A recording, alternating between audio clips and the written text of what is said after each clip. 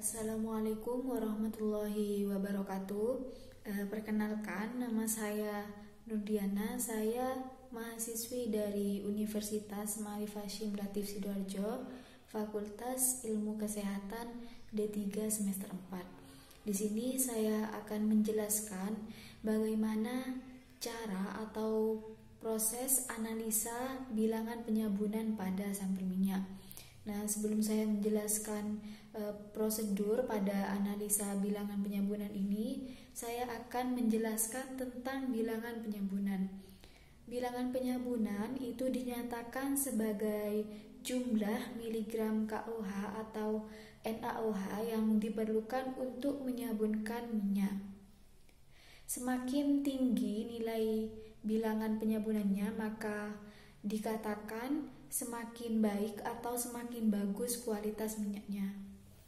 Besar dan kecilnya bilangan penyabunan itu tergantung pada panjang atau kecil rantai karbon pada asam lemak, atau tergantung pada berat molekul asam lemak.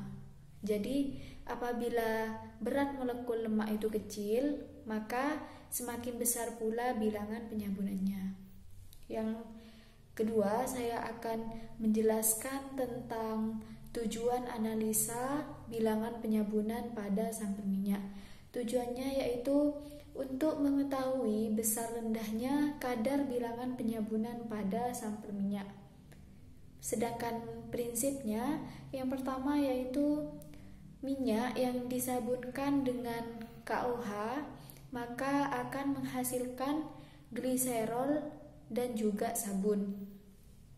Kelebihan KOH ini dititrasi dengan larutan HCl menggunakan indikator PP dan TAT atau titik akhir titrasinya berwarna merah muda seulas. Untuk mengetahui jumlah KOH yang bereaksi dengan minyak, maka kita dapat melakukan pembuatan blanko. Untuk selanjutnya saya akan menjelaskan prosedur analisa bilangan penyabunan pada sampel minyak.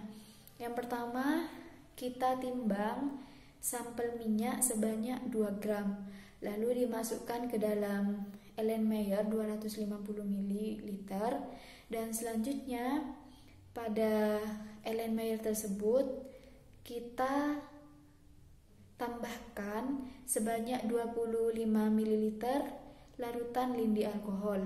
Setelah itu, pada mulut Erlenmeyer kita tutup dengan tabung pendingin atau suatu pipa panjang, dan pada campuran tersebut kita persabunkan pada penangas air atau hot plate dengan skala 4 selama 30 menit.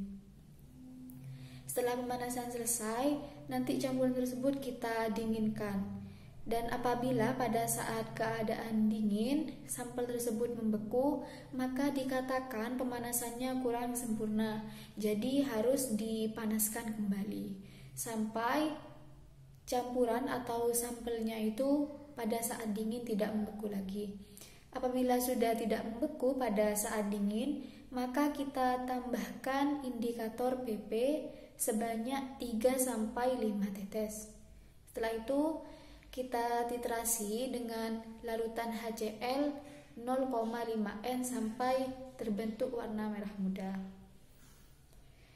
Selanjutnya saya akan menjelaskan cara membuat larutan pereaksi yang digunakan pada saat analisa bilangan penyabunan pada sampel minyak ini.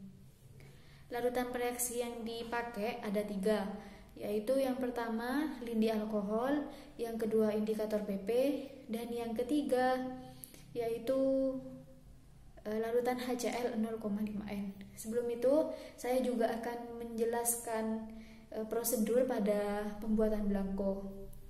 Yang pertama, kita siapkan Erlenmeyer 250 ml, lalu kita masukkan sebanyak 25 ml larutan lindi alkohol dan ditambahkan dengan 3-5 tetes indikator PP. Setelah itu kita titrasi dengan larutan HCl 0,5N. Untuk membuat larutan lindi alkohol, yang pertama kita timbang sebanyak 40 gram senyawa KOH. Setelah itu kita larutkan menggunakan alkohol 96% dan kita masukkan ke dalam labu ukur 1000 ml dan dietkan sampai tanda batas menggunakan alkohol 96%. Untuk yang kedua yaitu cara membuat indikator PP. Yang pertama kita timbang senyawa PP atau fenolftalen sebanyak 1 gram.